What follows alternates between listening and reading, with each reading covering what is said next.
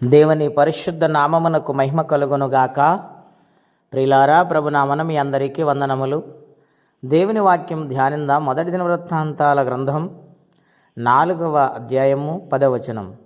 యెబూజు ఇశ్రాయేలు దేవుని గూర్చి మొర్రపెట్టి, నీవు నన్ను నిత్యముగా ఆశీర్వదించి నా సరిహద్దును విశాలపరచి నీ చెయ్యి నాకు తోడుగా ఉండ దయచేసి నాకు కీడు రాకుండా దానిలో నుండి నన్ను తప్పించుము అని ప్రార్థింపగా దేవుడు అతడు మనవి చేసిన దానిని అతనికి దయచేసెను.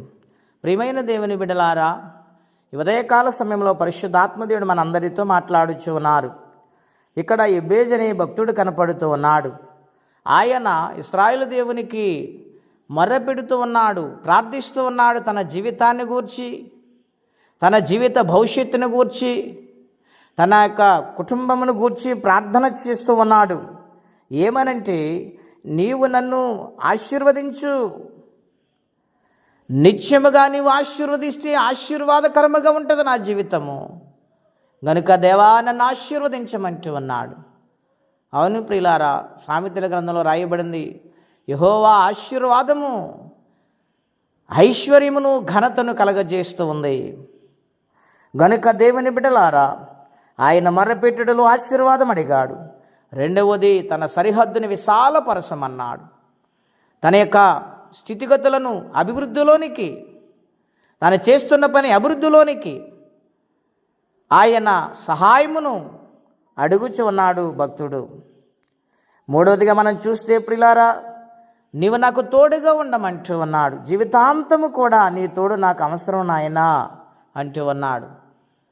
నాలుగుగా మనం చూస్తే, నాకే కీడు రానివ్వద్దు, నువ్వు కాపుదలగా ఉండు అని ప్రార్థన చేస్తూ ఉన్నాడు. ప్రియులారా, దేవుని బిడ్డలారా, తన ప్రార్థనలో తన జీవితాన్ని దేవునికి సమర్పించుకున్నాడు. దేవుని సహాయం అడుగుతూ ఉన్నాడు. దేవుని యొక్క ఆశీర్వాదాన్ని, సరిహద్దులు విశాలపరచమని, ఏ కీడు రాకుండా కాపాడమని దేవుని బ్రతిమాలుకుంటూ ఉన్నాడు. మనం ఎప్పుడైనా ఇటువంటి ప్రార్థన చేశామా? మనం ప్రార్థన చేస్తే ఏమడుగుతున్నామో అర్థం కాని పరిస్థితులు గుండా ప్రార్థన చేస్తాం. ఒక వ్యక్తి 5 సంవత్సరాల పైన ప్రార్థించాడంటండి.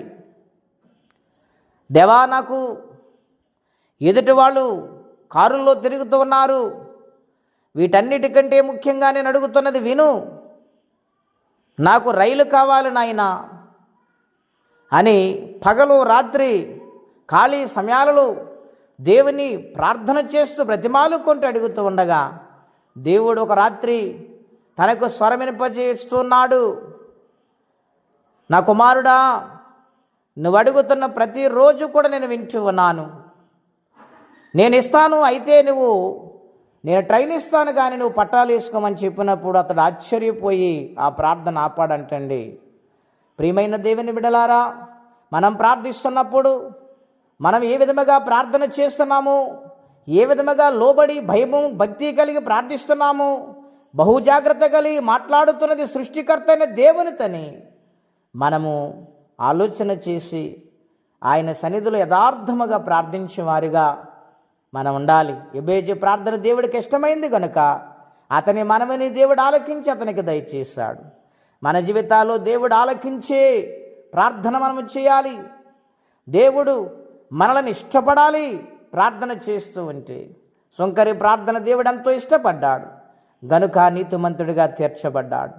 నా ప్రియమైన దేవుని బిడ్డలారా, ప్రార్థన చేస్తున్నాము, ఏ విధముగా చేస్తున్నామో అది గ్రహించుకొని ప్రభు సన్నిధిలో బ్రతిమాలుకుని వారికి ఉండాలని ప్రభు పేట మనవి చేస్తూ ఈ మాటలు ముగిస్తూ ఉన్నాను. ప్రార్థనండి.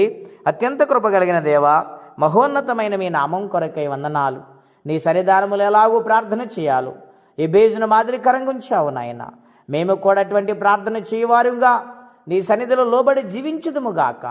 నీ ఆత్మ సహాయమును మాకు దయచేయండి తండ్రి. ఎవరే కష్టములు, బాధలు, ఇబ్బందులు ఉన్నారు వారికి నీ సహాయం పంపించండి.